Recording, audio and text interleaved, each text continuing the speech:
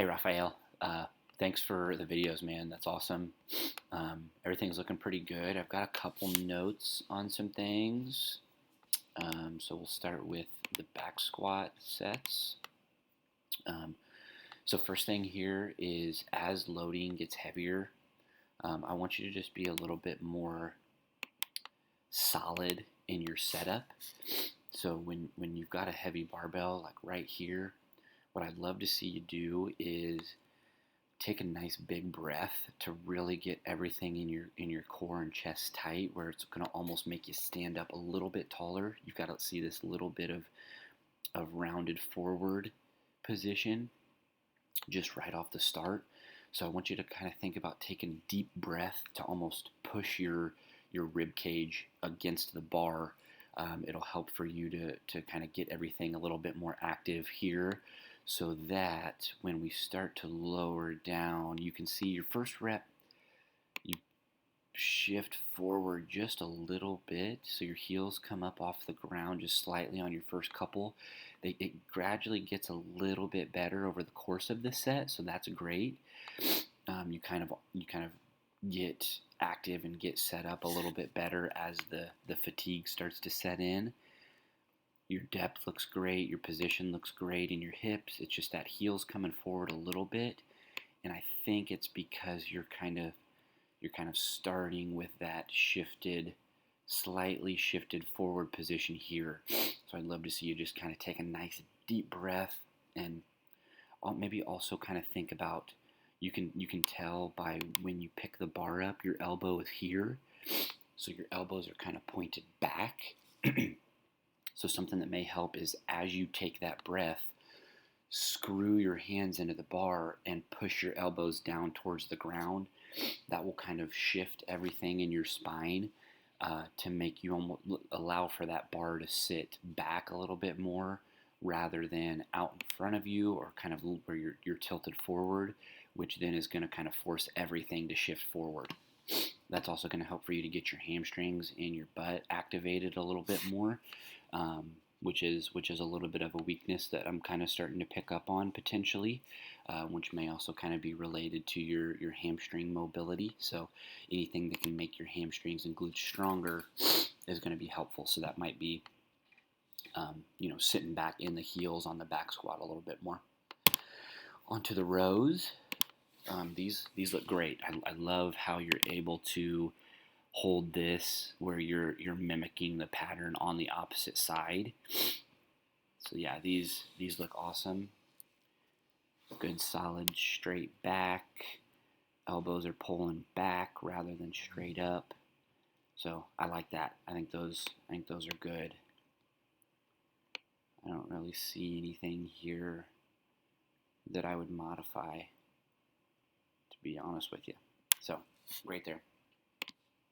And then I saw your message about the the deadlifts starting to get pretty tough, which is fine. This was actually the last week of these trap bar deadlift reps, so it's good that you're kind of hitting threshold here, because we're gonna now recycle and go to a different movement for a little bit, and I'll kind of explain what what those are gonna look like. So. Yeah, I love this. Everything looks good. You're pushing your hips back. Back is flat. Shins are staying vertical. So I hope you're feeling a nice activation here in your hamstrings and glutes.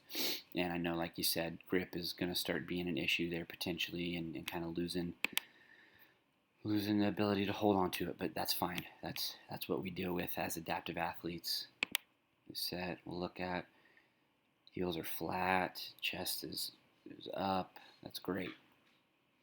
So yeah, man, everything looks good there. So let's see. Looks like right now you might be actually, as I'm recording this, working on your presses. Oh no, they're done. You got everything in here. Okay. And then so starting next week, so that was the end of that deal there. I just wanted to finish with one more upper day, and I'm wanting to switch things up a little bit. So the reason why is because I want to start breaking these patterns down even a little bit more to where you can do even more volume of upper body and even more volume of lower body. So you can see here that I've got 4 training days. If you don't get all of them in, that's okay, but I want for there to be that available if you do have the time and availability to do them. And then, like I said, I just wanted to kind of break things down even more to where you've got 2 upper body days and 2 lower body days. You'll see here for the lower body hinge focus, your primary movement is now going to be a hip thrust. So it's going to allow for you to do some posterior chain strengthening that's not reliant on your grip. And actually, hang on, let me change this video. We're going to do barbell hip thrust. And I put this note on here, if you have an axle bar, you can use it.